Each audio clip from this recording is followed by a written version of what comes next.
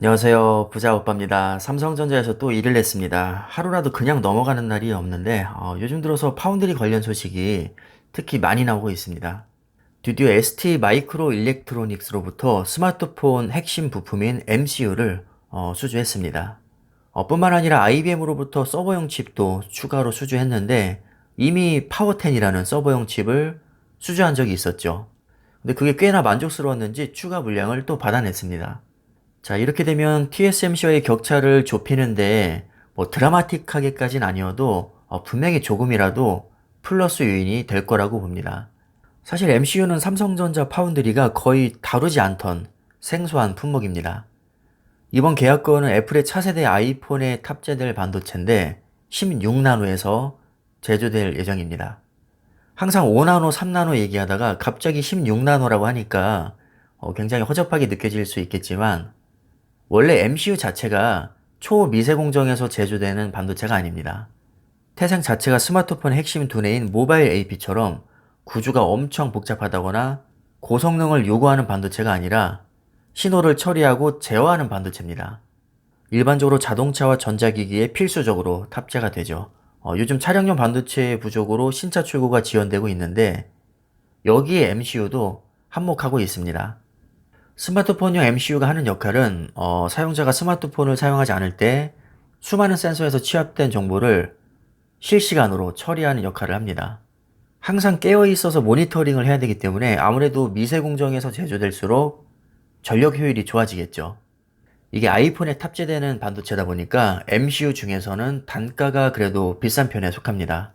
삼성전자 입장에서는 괜찮은 성과라고 할 수 있죠. 일반적인 MCU는 40나노급인데 이번에 삼성에서 수주한 MCU는 16나노급이니까 이것만 봐도 수익성이 그렇게 떨어지지는 않다는 것을 유추할 수 있습니다.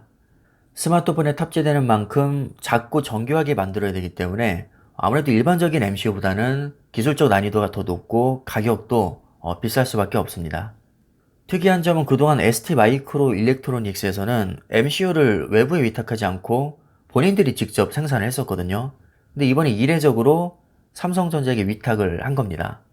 아마도 넘치는 물량을 감당하지 못해서 외부로 눈을 돌린 것으로 생각되는데 뭐 이유야 어찌됐든 삼성 입장에서는 무조건 땡큐입니다.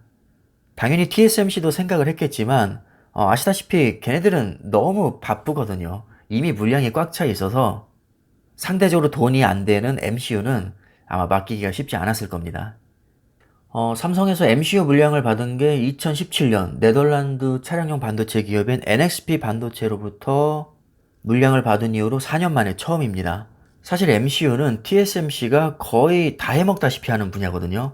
UMC까지 합치면 이 두 업체의 MCU 제조 점유율이 80%에 달합니다. 사실상 대만에서 다 해먹는다고 보시면 되는데 이런 볼모지와 같은 분야에서 삼성 파운드리에서 수주했다는 것 자체만으로도 저는 큰 의미가 있다고 봅니다. 요즘 반도체 부족 현상이 너무 심각하다 보니까 반도체를 주문하고 나서 물건을 받을 때까지 걸리는 기간인 리드 타임이 종전 6주 내지 9주에서 최대 22주까지 늘어났다고 합니다. 거의 3배 가까이 지금 지연이 되고 있다는 얘기인데 특히나 MCU는 아날로그 반도체 중에서도 꽤나 리드 타임이 긴 걸로 유명하거든요. 그래서 일부 MCU 같은 경우는 40주까지도 걸린다고 합니다. 지금 상황이 이렇다 보니까 ST 마이크로 일렉트로닉스에서도 당연히 본인들의 힘만으로는 소화하기가 힘들겠죠. 그래서 거래처를 알아보다가 삼성전자에게까지 온 것으로 생각이 됩니다. 항상 말씀드리지만 TSMC가 아무리 대단해도 세상 모든 반도체를 다 만들 수는 없습니다. 어차피 삼성전자에게 일부 물량이 넘어올 수밖에 없고 더구나 7나노 이하 공정은 아예 대안이 없죠. 삼성전자가 유일한 대안입니다. 그래서 AMD 같은 경우도 항상 TSMC에게 위탁을 하다가 지금 처음으로 삼성전자에게 눈을 돌리고 있습니다. 이미 업계에는 소문이 파다하게 퍼졌는데 5나노 공정 크롬북에 들어가는 CPU를 삼성 파운드리에 맡길 수 있다고 합니다. IBM도 마찬가지고요. ST 마이크로 일렉트로닉스도 마찬가지입니다. 이미 TSMC 캐파는 꽉 차 있는 상태라 이걸 뚫고 위탁하기가 쉽지 않을 겁니다. 자, 그럼 이쯤에서 삼성전자 파운드리가 어느 정도 위치에 있는지 잠깐 살펴보겠습니다. 3분기 파운드리 시장 점유율을 보면 TSMC가 53%, 압도적 1위고요. 삼성전자가 그 뒤를 이어서 17%, 세계 2위입니다. 1, 2위 차이가 이렇게나 많이 납니다. 지금 매출 규모도 딱 3배 정도 차이가 나죠. 그나마 다행인 것은 올해 2분기부터 삼성전자 매출이 눈에 띄게 늘어나고 있다는 겁니다. 올해 1분기까지만 해도 41억 달러 수준이던 분기 매출이 2분기 들어서 43억 3,400만 달러. 꽤 많이 늘었죠. 그리고 3분기에는 48억 달러로 10% 이상 또 성장을 했습니다. 지금 추세라면 4분기에도 역대 최고치를 달성할 가능성이 높고 내년부터는 분기당 영업이익 1조를 돌파할 것이라는 전망이 지배적입니다. 확실히 파운드리는 상승 궤도로 진입하는 추세라고 봐도 크게 무리가 없을 것 같습니다.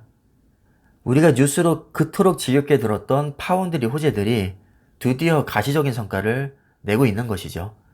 이제 시작입니다. 미국의 20조 투자 곧 들어갈 것이고 평택 반도체 공장에도 어마어마한 파운드리 공장이 지금도 올라가고 있습니다. 향후 파운드리 공장이 풀가동되면 얼마나 크게 성장할지를 생각해 본다면 지금 주가가 기어가는 것은 그렇게 큰 문제가 되지 않는다고 봅니다. 우리는 한 치 앞을 내다보는 트레이더가 아니라 위대한 기업과 동업하면서 두고두고 뽕을 뽑아먹어야 되는 장기 투자자니까 서두를수록 손해입니다. 단물도 다 안 빠졌는데 벌써 떠나기엔 너무 아쉽죠. 이렇게 좋은 기업에는 오래 붙어 있으면서 계속 단물을 빨아먹어야 됩니다. 하지만 주식이라는 게 대부분의 기간에서 하락이나 횡보를 하다가 아주 짧은 시간에 갑자기 급등하는 경우가 많기 때문에 한두 종목에만 집중 투자하면 지루할 수 있습니다. 실제로 1년 중 대부분의 수익은 아주 짧은 기간에 집중적으로 온다는 통계가 있습니다. 하지만 이걸 알면서도 대부분의 투자자들은 한 5, 6개월만 기어가도 이걸 못 견디고 나오는 경우가 많습니다. 그래서 개인들의 코스피 평균 보유 기간을 보면 6개월입니다. 6개월. 코스닥은 한 달입니다. 물론 너무 강한 확신이 있고 난 다른 분야에는 관심이 없어서 눈에 들어오지도 않는다. 그러면 한 종목에 몰빵해도 됩니다. 오히려 수익률 관점에서는 종목 수가 적을수록 유리합니다. 하지만 우리는 감정이 있는 사람이기 때문에 이게 말처럼 쉽지가 않습니다. 그래서 초우량주 위주로 유망한 기업에 분산 투자하는 게 현실적으로 멘탈 관리하기가 더 쉽습니다. 미국 주식과 삼성전자에 골고루 투자하시는 분들은 아마 무슨 말인지 충분히 이해가 가실 겁니다. 저만 해도 예전에 엔비디아가 한참 기어갈 때 삼성전자가 급등하면서 너무나도 효자 노릇을 해줬고 이번에는 반대로 삼성전자가 기어가니까 엔비디아가 완전히 폭등을 하고 있습니다. 우열을 가리는 개념이 아니라 상승기와 하락기가 각자 다르니까 교차로 투자를 하자는 겁니다. 얘기가 잠시 딴 데로 샜는데 또 좋은 소식이 있죠. MCU뿐만 아니라 IBM 5나노 서버 칩도 삼성 파운드리에서 수주를 했습니다. 자, 뿐만 아니라 IBM과 트랜지스터를 수직으로 쌓아 올리는 기술인 VTPET 구조를 공동으로 개발했습니다. 지금 대부분의 반도체는 핀펫 구조로 평면에서 선폭을 좁히는 구조로 발전하고 있는데 이걸 위로 쌓아 올려서 전류가 수직과 수평으로 모두 흐르게 개발을 한 겁니다. 마치 낸드 플래시에서 위로 쌓아 올리는 3D 낸드 기술과 비슷하다고 생각하시면 됩니다. 물론 메커니즘은 다르겠지만 기본적인 원리는 비슷합니다. 한마디로 공간에 한계가 있으니까 입체적으로 구현을 하는 거죠. 원래는 낸드 플래시도 메모리 셀을 평면으로만 배치를 했었는데 고용량 메모리를 효율적으로 만들려다 보니까 점차 셀을 위로 쌓아 올리는 적층 기술로 발전을 하고 있습니다. 우리 주택도 똑같습니다. 땅은 좁고 사람은 많으니까 효율적으로 위로 쌓아 올리는 아파트가 대세가 되고 있습니다. 지금 1층짜리 건물은 거의 보기가 힘들죠. 지금은 낸드 플래시가 176단 수준까지 발전했는데 이걸 또 한 번에 쌓아 올리느냐 두 번에 나눠서 쌓아 올리느냐 여기에 따라서 싱글 스택과 더블 스택으로 구분이 됩니다. 지금 삼성전자는 128단을 싱글로 쌓고 있고 마이크론은 176단을 더블로 쌓고 있는데 마이크론에서 이걸 싱글 176단이라고 주장해서 논란이 된 적이 있습니다. 다수의 매체에 따르면 더블 스택일 가능성이 매우 높다고 하죠.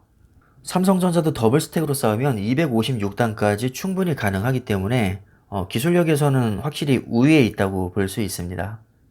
향후 트랜지스터도 수직으로 쌓아 올리는 기술이 상용화되면 전력을 최대 85%까지 아낄 수 있다고 하니까 스마트폰을 일주일 또는 한 달 내내 써도 방전이 되지 않는 엄청난 세상이 오지 않을까 또 생각을 해봅니다. 지금 당장은 불가능해 보이겠지만 시간이 지나면 분명히 가능해질 겁니다. 지금 스마트폰도 불과 30년 전에 상상하지 못했던 일입니다. 삼성전자가 어느 정도 수준인지 아마 이 영상 하나를 통해서도 어느 정도 확인을 하셨을 겁니다. 정말 우리가 상상하는 그 이상의 엄청난 기업이고요. 주가가 빠진다고 우리가 걱정할 만한 기업이 아닙니다. 자, 그럼 여러분들 참고가 되셨으면 하고요. 항상 성투를 기원하겠습니다. 감사합니다.